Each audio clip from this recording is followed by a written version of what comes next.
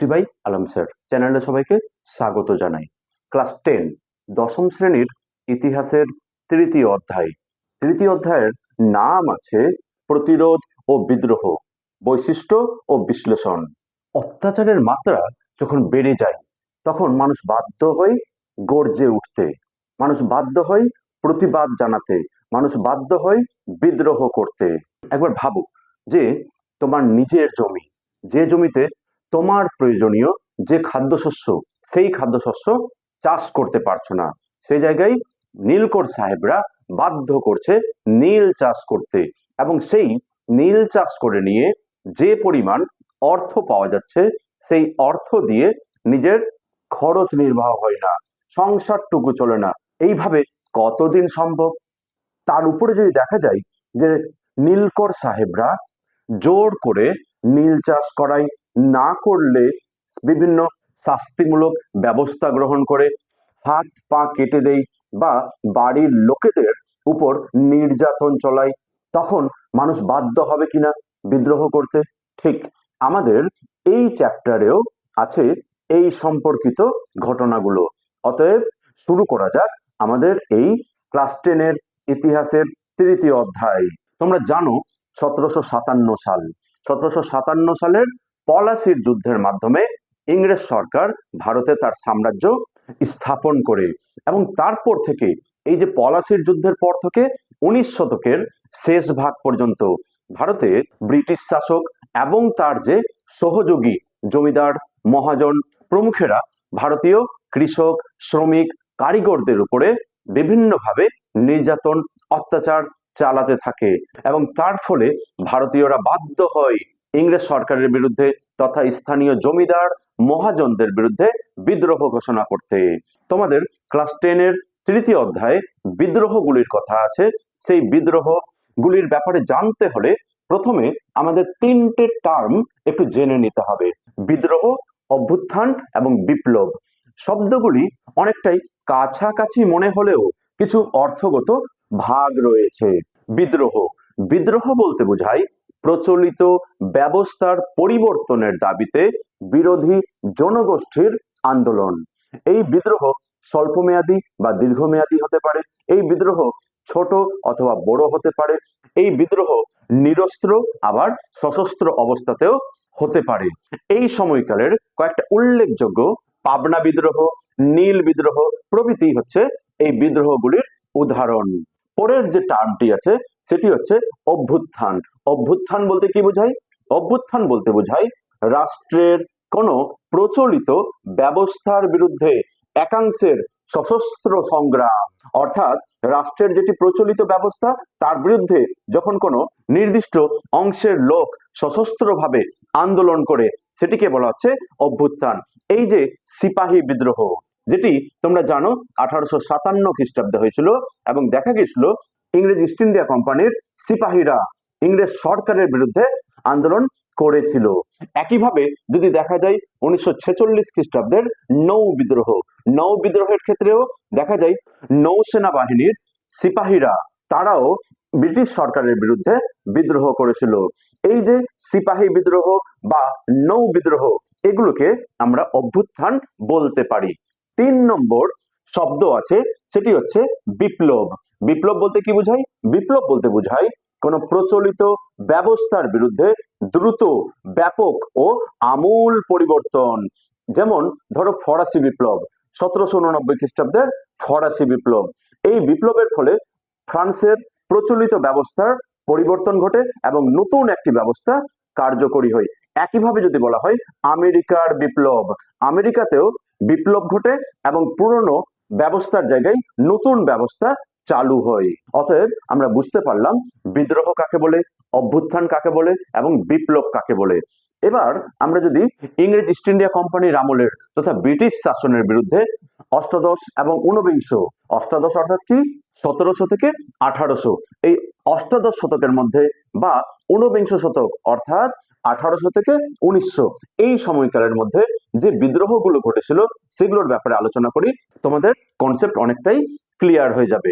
এই সময়কালে ইংরেজদের বিরুদ্ধে ঘটে যাওয়া বিদ্রোহগুলোর মধ্যে প্রথম দিকের বিদ্রোহগুলি ছিল মূলত উপজাতি এবং আদিবাসী বিদ্রোহ, এবং পরবর্তীতে দেখা যায় কৃষক বিদ্রোহ।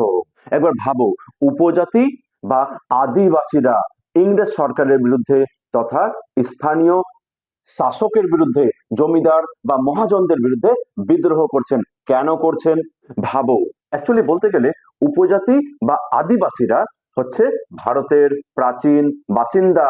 তারা সাধারণত অরণ্য এবং পাহাড়ি অঞ্চলে বসবাস করতেন। তারা সাধারণ মানুষ থেকে কিছুটা দূরে থাকতেন। কিন্তু ভারতে ইংরেজ ইস্ট ইন্ডিয়া কোম্পানির শাসন প্রতিষ্ঠার পর তথা ব্রিটিশ শাসন প্রতিষ্ঠার পর ইংরেজরা গোটা দেশটিকে নিজের অধিকারের মধ্যে আনার চেষ্টা করেছিলেন, এবং সেই কারণে 1865 খ্রিস্টাব্দে তারা প্রথম ভারতীয় অরণ্য আইন পাস করেন। এর মাধ্যমে এদেশের অরণ্য সম্পদের উপর ভারতীয়দের যে অধিকার, সেই অধিকারকে খর্ব করেন, কমিয়ে দেন, এবং অরণ্যকে একটি সরকারি সংরক্ষণের আওতায় নিয়ে আসেন। অর্থাৎ অরণ্য চলে আসে ইংরেজদের অধীনে। সঙ্গে সঙ্গে ব্রিটিশ সরকার ঘোষণা করে অরণ্যে ঘেরা যে কোনো ভূমি হলো সরকারের সম্পত্তি। ব্রিটিশ সরকার 1869 খ্রিস্টাব্দে ফরেস্ট সার্ভিস গঠন করে। পরবর্তীতে ব্রিটিশ সরকার 1878 খ্রিস্টাব্দে দ্বিতীয় ভারতীয় অরণ্য আইন চালু করে, এবং এর দ্বারা অরণ্যের উপর নিজেদের অধিকারকে আরো বেশি দৃঢ় করে তথা সুপ্রতিষ্ঠিত করে। এর ফলে এই যে অরণ্যে বিভিন্ন উপজাতি বা আদিবাসীরা বাস করছিলেন, তাদের জীবন জীবিকার উপরে প্রভাব পড়ে, এবং তারা বাধ্য হন ইংরেজ কোম্পানি তথা ব্রিটিশ শাসনের বিরুদ্ধে বিদ্রোহ ঘোষণা করতে। প্রথম যেটি উল্লেখযোগ্য বিদ্রোহ সেটি হচ্ছে রংপুর বিদ্রোহ। এটি হয়েছিল কবে? 1783 খ্রিস্টাব্দে। নুরুল উদ্দিন, দয়ারাম শীল, বীরজি নারায়ণ প্রমুখের নেতৃত্বে দিনাজপুর, রংপুর, এদরাকপুর প্রভৃতি পরগনা এলাকার কৃষকেরা 1783 খ্রিস্টাব্দে দেবী সিং নামক জমিদার, যে জমিদার এই অঞ্চলের কৃষকদের উপরে রাজস্বের হার তথা ট্যাক্সের পরিমাণটা অনেকটাই বাড়িয়ে দিয়েছিলেন, এই দেবী সিং নামক জমিদারের অতিরিক্ত কর আদায়ের বিরুদ্ধে তথা দেবী সিং এর অত্যাচার, নিপীড়নের বিরুদ্ধে, শোষণের বিরুদ্ধে রংপুরের কৃষকেরা বিদ্রোহ ঘোষণা করেন, এবং এই বিদ্রোহই রংপুর বিদ্রোহ নামে পরিচিত। পরের যেটি একটি উপজাতি তথা আদিবাসী বিদ্রোহ, সেটি হচ্ছে চুয়ার বিদ্রোহ। এই চুয়াররা পশ্চিমবঙ্গের অবিভক্ত মেদিনীপুরের উত্তর পশ্চিমাংশ, বাঁকুড়া জেলার দক্ষিণ পশ্চিমাংশ প্রভৃতি অঞ্চলে চুয়ার বা চুয়াররা বসবাস করত। 18 শতকের দ্বিতীয়ার্ধে অর্থাৎ 1798-99 খ্রিস্টাব্দে এই পশ্চিমবঙ্গের বাংলার অবিভক্ত মেদিনীপুর, বাঁকুড়া প্রভৃতি অঞ্চলের এই চুয়াররা রাজা জগন্নাথ সিংহ, দুর্জন সিংহ, রানী শিরোমণি প্রমুখের নেতৃত্বে ইংরেজ সরকারের এই যে শাসন, অত্যাচার, নিপীড়ন এগুলোর বিরুদ্ধে আন্দোলন শুরু করেন, এবং এটি চুয়ার বিদ্রোহ নামে পরিচিত। 19বিংশ শতকের সর্বাপেক্ষা উল্লেখযোগ্য উপজাতি বিদ্রোহ হচ্ছে কোল বিদ্রোহ। এই কোল বিদ্রোহ যেটি শুরু হয়েছিল কবে? 1831-32 খ্রিস্টাব্দে। বুদ্ধু ভগত, জোয়া ভগত, সিন্ধরাই, ঝিন্দ্রাই মাংকি, সুই মুন্ডা প্রমুখের নেতৃত্বে 1831-32 খ্রিস্টাব্দে বিহারের সিংভূম, মানভূম, রাঁচি, হাজারিবাগ, পালামৌ জেলা প্রভৃতি অঞ্চলের এই উপজাতিরা, কোল উপজাতির লোকেরা বিদ্রোহ ঘোষণা করে, এবং এটি কোল বিদ্রোহ নামে পরিচিত। আমরা যদি কোল বিদ্রোহের কারণগুলি আলোচনা করি, তোমাদের কাছে অনেকটা বিদ্রোহ সম্পর্কে ধারণা ক্লিয়ার হবে। কোল বিদ্রোহের কারণগুলির মধ্যে উল্লেখযোগ্য ছিল মাত্রাতিরিক্ত রাজস্ব, অর্থাৎ রাজস্বের পরিমাণ, ট্যাক্সের পরিমাণটা অনেকটা বাড়িয়ে দেওয়া হয়েছিল, এবং তা আদায়ের জন্য প্রবল অত্যাচার করা হতো। নাম্বার 2 হচ্ছে নারী নির্যাতন, অর্থাৎ কোল উপজাতির যারা বাড়ির মহিলাদের উপরে, স্ত্রী বাচ্চাদের উপরে জমিদার, মহাজন তথা ইংরেজ সরকার নির্যাতন চালাতো। কোলদের মধ্যে প্রচলিত ছিল মদের ব্যবহার, কিন্তু সেই মদের উপর অতিরিক্ত উচ্চ হারে কর আরোপ করা হয়, 4 নম্বর হচ্ছে রাস্তা তৈরির সময় বেগার খাটানো, অর্থাৎ এই কোলদের বেগার শ্রম দিতে হতো, অর্থাৎ এই কোলদের রাস্তা তৈরির সময় বেগার খাটানো হতো বা পারিশ্রমিক দিলেও সেটা খুবই অল্প পরিমাণে পারিশ্রমিক দেওয়া হতো। 5 নম্বর কারণ ছিল আফিম চাষে বাধ্য করা, কোলদেরকে আফিম চাষ করতে বাধ্য করা হতো। সবচেয়ে উল্লেখযোগ্য কারণ ছিল কোলদের এলাকায়, অর্থাৎ যেখানে কোলেরা কোল উপজাতির লোকেরা থাকতো সেই অঞ্চলে কোলদের যে প্রচলিত আইন কানুন বিচার ব্যবস্থা সেটিকে রোধ করে দিয়ে, সেটিকে বন্ধ করে দিয়ে ইংরেজ সরকার নিজেদের আইন কানুন এবং বিচার ব্যবস্থা চালু করে এটির বিরুদ্ধেই কোলরা গর্জে উঠে। ফলে দেখা যায় ইংরেজ ইস্ট ইন্ডিয়া কোম্পানি এবং তার যারা সহযোগী ছিলেন অর্থাৎ স্থানীয় জমিদার মহাজন প্রভৃতির বিরুদ্ধে 1831-32 খ্রিস্টাব্দে বুদ্ধু ভগত, জোয়া ভগত, সিন্দ্রায় মাঙ্কি প্রমুখের নেতৃত্বে এই কোল বিদ্রোহ শুরু হয়। পরবর্তীতে দেখা যায় যে ইংরেজ সরকারের কঠোর দমন নীতির ফলে কোলরা বিদ্রোহ বন্ধ করতে বাধ্য হন, কোল বিদ্রোহ ব্যর্থ হয়। তবে কোল বিদ্রোহ ব্যর্থ হলেও এর গুরুত্বকে অস্বীকার করা যায় না। কোল বিদ্রোহের ফলেই দেখা যায় কোল অধ্যুষিত অঞ্চলে কোম্পানির যে নীতি তাতে অনেকটা পরিবর্তন ঘটে। দেখা যায় কোলদের জন্য দক্ষিণ পশ্চিম সীমান্ত এজেন্সি নামে একটি পৃথক ভূখণ্ড নির্দিষ্ট করা হয়। কোলদের নিজস্ব যে আইন কানুন ছিল সেটি চালু করা হয়। বলা হয় যে কোলদের নিজস্ব জমিগুলি ফিরিয়ে দেওয়া হবে। পরের বিদ্রোহ তথা ঊনবিংশ শতকের আদিবাসী উপজাতি বিদ্রোহগুলির মধ্যে সবচেয়ে উল্লেখযোগ্য বিদ্রোহ সেটি ছিল কি? সেটি ছিল সাঁওতাল বিদ্রোহ। আদিবাসী সাঁওতালরা ছোটনাগপুর, পালাওমো, মানভূম, সিংভূম, রাঁচি, হাজারিবাগ, বীরভূম, বাঁকুড়া, মেদিনীপুর প্রভৃতি অঞ্চলে বসবাস করত। কিন্তু বাংলায় 1793 খ্রিস্টাব্দে চিরস্থায়ী বন্দোবস্ত বা পার্মানেন্ট সেটেলমেন্ট চালু হওয়ার পর তারা পার্শ্ববর্তী রাজমহলের পার্বত্য অঞ্চল এবং মুর্শিদাবাদের একাংশে বসবাস শুরু করে এবং তাদের এই অঞ্চলের নাম দেই দামিন ই কোহি বা পাহাড়ের প্রান্তদেশ। কিন্তু এখানেও এই সাঁওতালদের উপরে ইংরেজ ইস্ট ইন্ডিয়া কোম্পানি এবং তার যারা সহযোগী অর্থাৎ জমিদার মহাজন সুদখোর প্রমুখের অত্যাচার শোষণ নিপীড়নের মাত্রা বেড়ে গেলে তখন 1855-56 খ্রিস্টাব্দে সাঁওতালরা বিদ্রোহ করে এবং এটিই ছিল সাঁওতালি হুল। এই হুল কথার অর্থ হচ্ছে বিদ্রোহ। এই বিদ্রোহের প্রধান নেতা যদি বলি কারা বিদ্রোহ করেছিল, এই বিদ্রোহের প্রধান নেতার মধ্যে উল্লেখযোগ্য ছিলেন সিধু, কানহু, চাঁদ, ভৈরব, বীর সিংহ, কালো প্রামাণিক প্রমুখেরা। এই যে সাঁওতাল বিদ্রোহ ঘটলো, সাঁওতাল বিদ্রোহের পিছনেও অনেকগুলো কারণ ছিল। এই কারণগুলি যদি আলোচনা করা হয় তোমাদের বিষয়গুলি অনেকটা সহজে মনে থাকবে। প্রথম সবচেয়ে উল্লেখযোগ্য কারণ হচ্ছে সেটি হচ্ছে অতিরিক্ত করের বোঝা।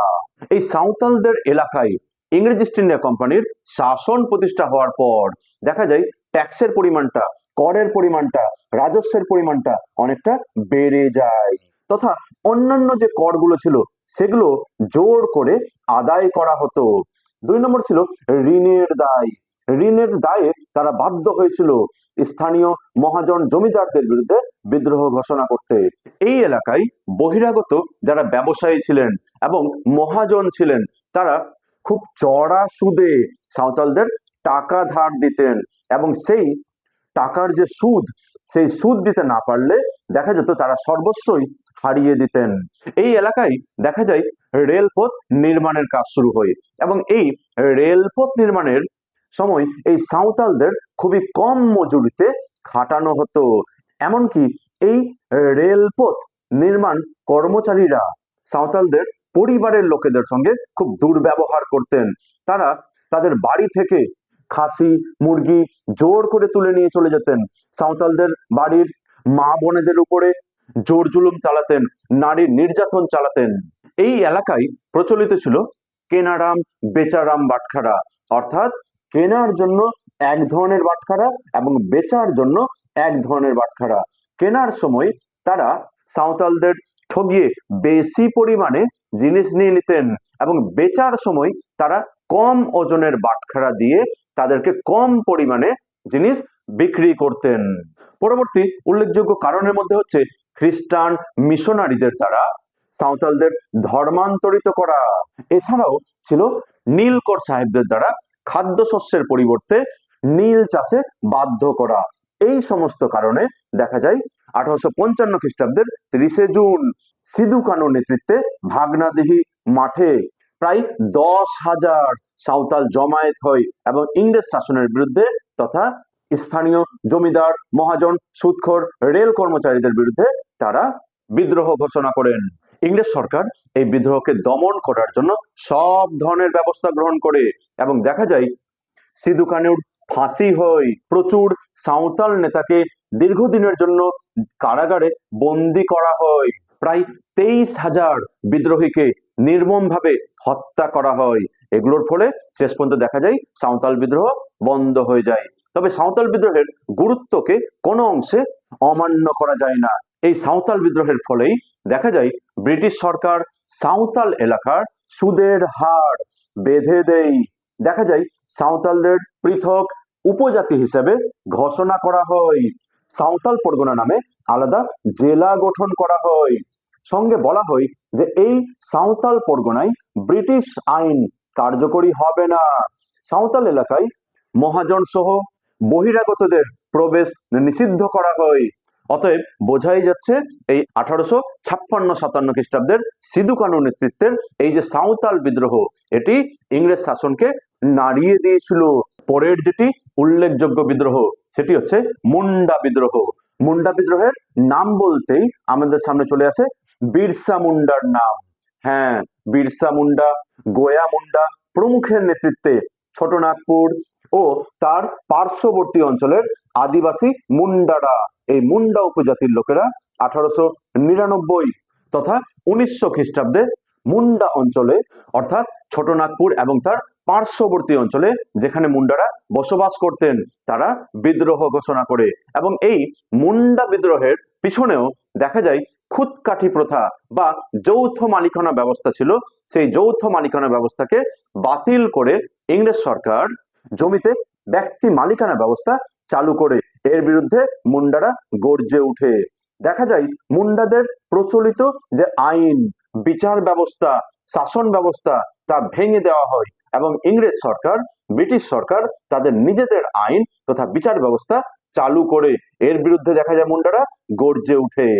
এছাড়া ইংরেজ সরকার তথা জমিদার দ্বারা আরোপিত বিভিন্ন ধরনের কর, ট্যাক্স, মুন্ডাদের বেগার খাটানো, বহিরাগত জমিদার, মহাজন ও ঠিকাদারদের অত্যাচার প্রভৃতির বিরুদ্ধে দেখা যায় মুন্ডারা 1899-1900 খ্রিস্টাব্দে ইংরেজ সরকার তথা তার সহযোগী মহাজন, জমিদার, সুদখোরদের বিরুদ্ধে বিদ্রোহ ঘোষণা করে।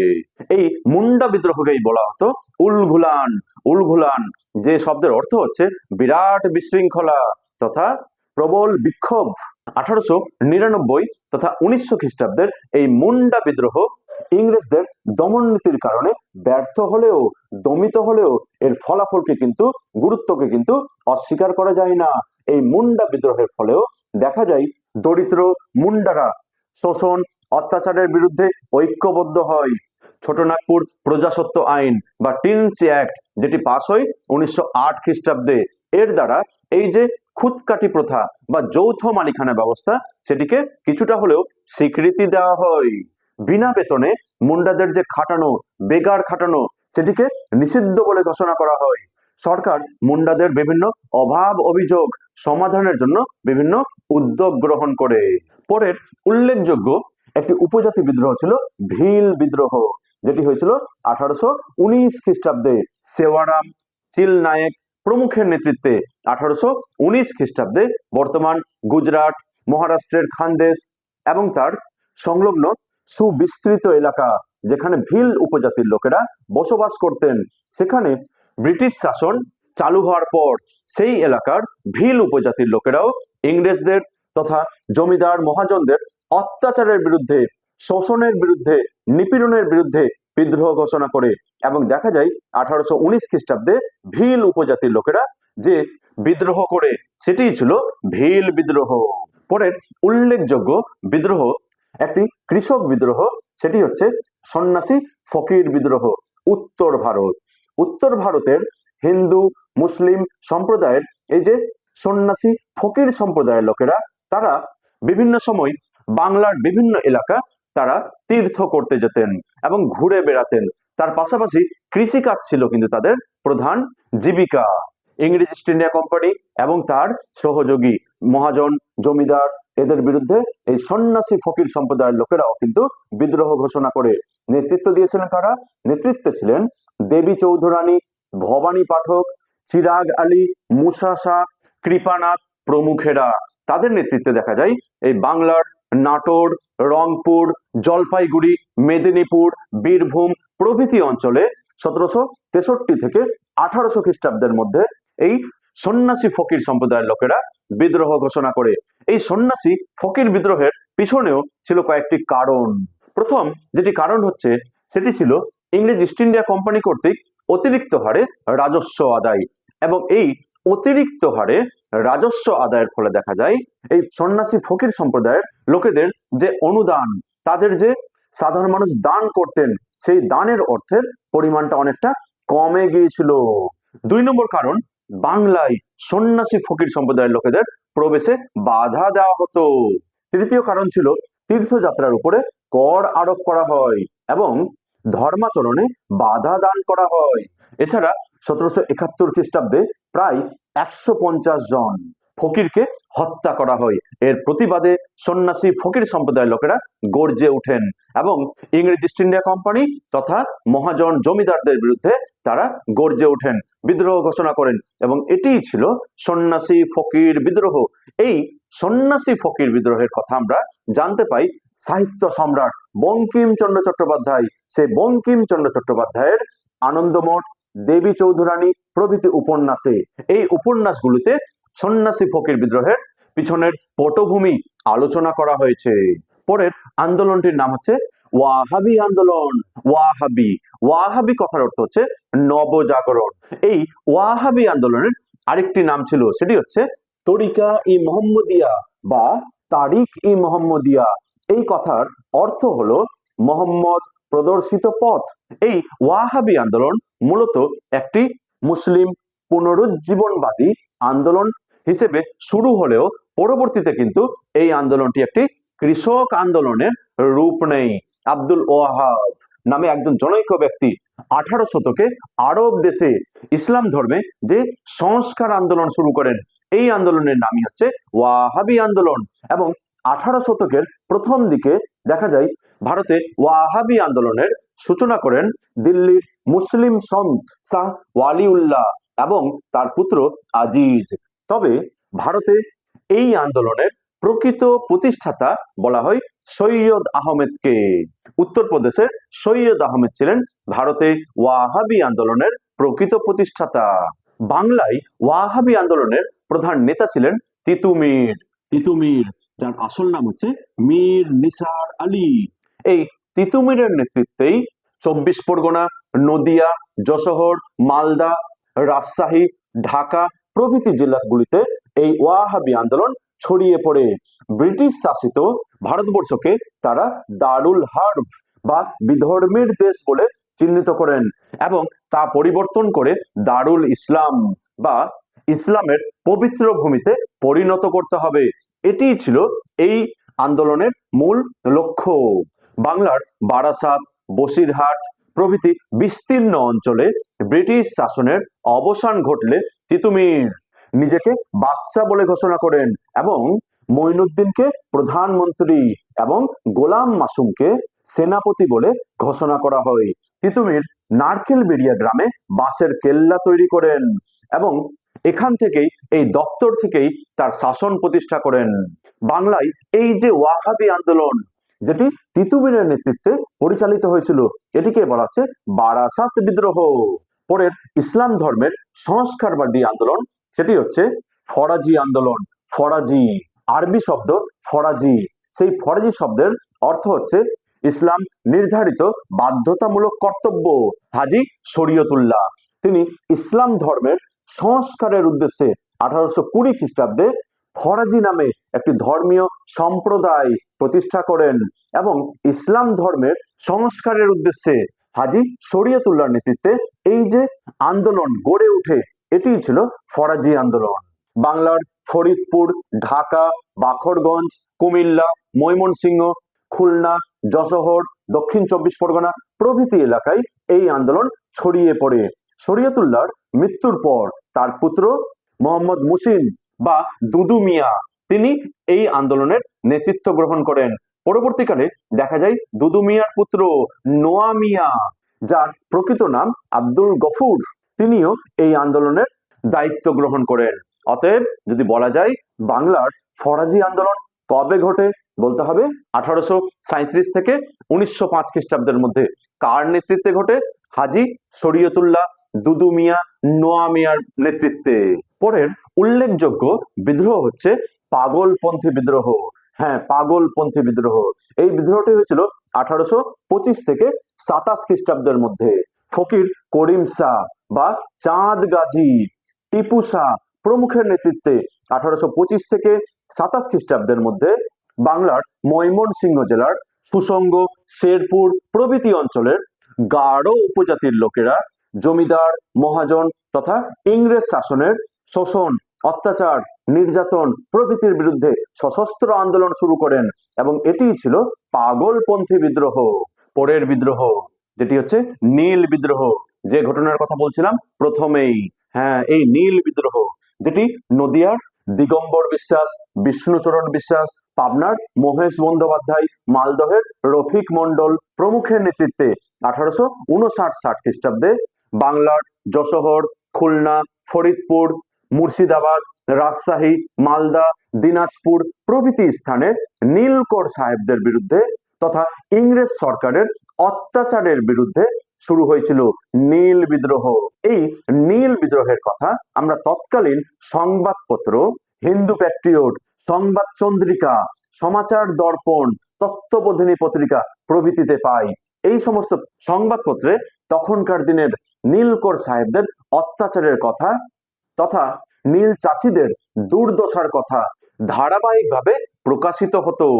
নীলকর সাহেবরা বাংলার নীল চাষিদের নিজস্ব জমিতে প্রয়োজনীয় খাদ্যশস্য চাষ না করে তাতে নীল চাষ করাতে বাধ্য করাতেন এবং যখন বাংলার কৃষকেরা এই নীল চাষ করতে অস্বীকার করতেন তখনই তাদের উপরে অত্যাচার, নিপীড়ন শুরু হতো এবং দেখা দিত তাদের বাড়ির লোকেদের উপরে, স্ত্রী বাচ্চাদের উপরে অত্যাচার চালানো হতো, কৃষকের হাত পা কেটে নেওয়া হতো। এই যে বাংলার নীল চাষিদের করুণ অবস্থা তথা নীলকর সাহেবদের দুর্বিষহ অত্যাচার, এই অত্যাচারের কাহিনী আমরা জানতে পারি 1860 খ্রিস্টাব্দের দীনবন্ধু মিত্রের লেখা নীল দর্পণ নাটকে। এই নীল দর্পণ নাটকে নীলকরদের অত্যাচারের কথা লেখা হয়েছিল এবং এই নীল দর্পণ নাটক লেখার পরেই দেখা যায় তা জনমানসে আলোড়ন সৃষ্টি করে। ব্রিটিশ সরকার এই নীল বিদ্রোহকে দমন করার উদ্দেশ্যে 1860 খ্রিস্টাব্দে নীল কমিশন গঠন করে পরবর্তীকালে 1862 খ্রিস্টাব্দে নীল আইন পাশ করে এবং এর মাধ্যমে ব্রিটিশ সরকার জানায় যে চাষিদের জোর করে নীল চাষ করানো যাবে না, নীল চাষ সম্পূর্ণ তাদের ইচ্ছাধীন। অর্থাৎ এই নীল বিদ্রোহের ফলেই নীলকর সাহেবরা তথা ইংরেজ সরকার বাধ্য হয়েছিল তাদের আইন পরিবর্তন করতে তথা মানসিকতা পরিবর্তন করতে। তোমাদের ক্লাস 10-এর ইতিহাসের 3য় অধ্যায়ের লাস্ট বা শেষ বিদ্রোহ সেটি ছিল পাবনার কৃষক বিদ্রোহ। হ্যাঁ, বাংলার পাবনা, যেখানে কৃষকেরা বিদ্রোহ করেছিল। কবে? সেটি ছিল 1870 খ্রিস্টাব্দে। ঈশান চন্দ্র রায়, শম্ভুনাথ পাল, খুদি মোল্লা প্রমুখের নেতৃত্বে 1870 খ্রিস্টাব্দে পূর্ববঙ্গের পাবনা জেলার কৃষকেরা জমিদারদের শোষণ ও অত্যাচারের বিরুদ্ধে বিদ্রোহ ঘোষণা করে এবং তা ঢাকা, ময়মনসিংহ, ত্রিপুরা, বাখরগঞ্জ, ফরিদপুর, রাজশাহী প্রভৃতি জায়গায় ছড়িয়ে পড়ে। তৎকালীন ভারতের উল্লেখযোগ্য যারা ব্যক্তিত্ব ছিলেন যেমন রমেশচন্দ্র দত্ত, সুরেন্দ্রনাথ বন্দ্যোপাধ্যায়, কৃষ্ণ কুমার মিত্র, দ্বারকানাথ গাঙ্গুলি, লাল বিহারী দে প্রমুখেরা এই বিদ্রোহকে, পাবনার কৃষক বিদ্রোহকে সমর্থন করেছিলেন। অতএব আমরা জানলাম ইংরেজ ইস্ট ইন্ডিয়া কোম্পানির ভারতে আসার পর তাদের এই যে অতিরিক্ত রাজস্ব আদায়, ট্যাক্স আদায়, শোষণ, অত্যাচার, তার সঙ্গে সঙ্গে স্থানীয় জমিদার মহাজনদের যে অত্যাচার, তাদের বিরুদ্ধে ভারতীয়রা বিদ্রোহ করেছিল। এবং উল্লেখযোগ্য বিদ্রোহগুলির মধ্যে হচ্ছে প্রথম ছিল উপজাতি বিদ্রোহ। সেই উপজাতি বা আদিবাসী বিদ্রোহগুলির মধ্যে উল্লেখযোগ্য ছিল চুয়ার বিদ্রোহ, কোল বিদ্রোহ, সাঁওতাল বিদ্রোহ, মুন্ডা বিদ্রোহ, ভিল বিদ্রোহ। নেক্সট, ইংরেজ ইস্ট ইন্ডিয়া কোম্পানির তথা ব্রিটিশ শাসনের বিরুদ্ধে হওয়া কৃষক বিদ্রোহের মধ্যে উল্লেখযোগ্য ছিল রংপুর বিদ্রোহ, সন্ন্যাসী ফকির বিদ্রোহ, নীল বিদ্রোহ, পাগলপন্থী বিদ্রোহ, পাবনার কৃষক বিদ্রোহ। এবং এই যে বাংলার ওয়াহাবি আন্দোলন বা তরিকাই মোহাম্মদিয়া এবং ফরাজি আন্দোলন, এই আন্দোলনগুলি ধর্মীয় সংস্কারবাদী আন্দোলন হিসেবে শুরু হলেও পরবর্তীকালে এটি একটি কৃষক আন্দোলনের রূপ নেই। আশা করছি এই ক্লাসের মাধ্যমে তোমরা তোমাদের 3 নম্বর যে চ্যাপ্টার অর্থাৎ প্রতিরোধ ও বিদ্রোহ, বৈশিষ্ট্য ও বিশ্লেষণ, সেটি বুঝতে পেরেছো। অর্থাৎ ইংরেজ ইস্ট ইন্ডিয়া কোম্পানি তথা ব্রিটিশ শাসনের বিরুদ্ধে যে আদিবাসী উপজাতি বিদ্রোহগুলি হয়েছিল তথা কৃষক আন্দোলনগুলি হয়েছিল, সেগুলো কেন হয়েছিল, কবে হয়েছিল, কোথায় হয়েছিল, নেতা কারা ছিলেন, আশা করছি তোমরা বুঝতে পেরেছো। আশা করছি ক্লাসটি ভালো লেগেছে। Thank you for watching.